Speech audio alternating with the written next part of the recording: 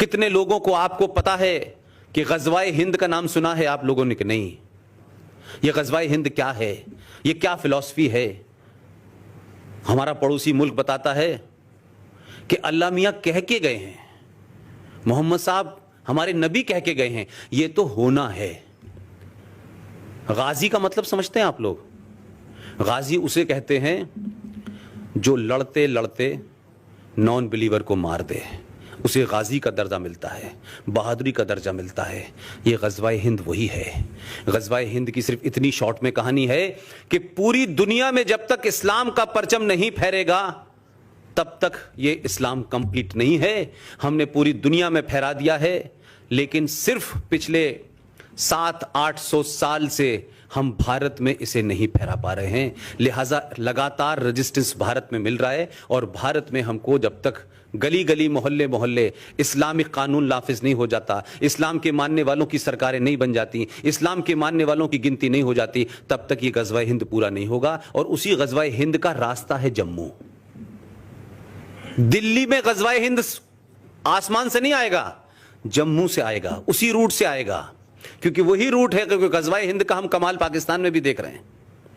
तो जिन लोगों की यह ख्वाहिश है कि भारत एक सेकुलर देश है, रिपब्लिक देश है, पूरे भारत के अंदर सेकुलरिज्म है, लेकिन भारत के एक राज्य में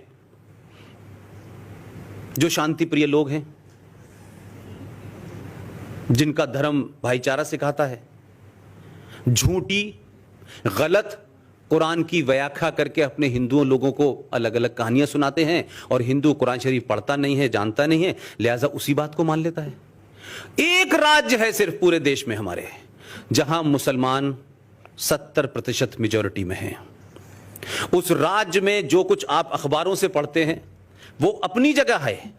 उस राज्य का जो केस हम 35A को हम जिन 3 लोगों ने 19 अगस्त 2014 को कोर्ट में डाला था, तो जब वो एक्सेप्ट हुआ तो इस बात की ढूंढ कोशिश हुई कि ये कौन लोग हैं जिन्होंने ये मुसीबत हमारे लिए खड़ी कर दी है।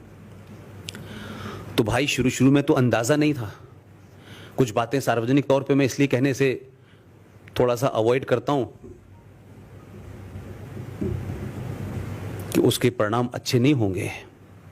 आपके राज्य का वो मेरा साथी संदीप कुलकर्णी की मौत उसके कमरे में कैसे हुई ये पता आज तक मुझे नहीं चला।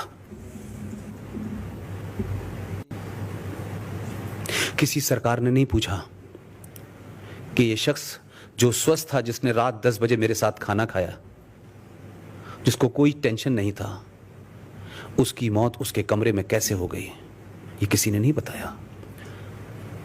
मेरे पास जो मैं खड़ा हुआ हूं, उसके अलावा मेरे पास न कोई धन दौलत है, न कोई मेरे पास ऐसी ताकत है कि मैं सबसे लड़ सकूं।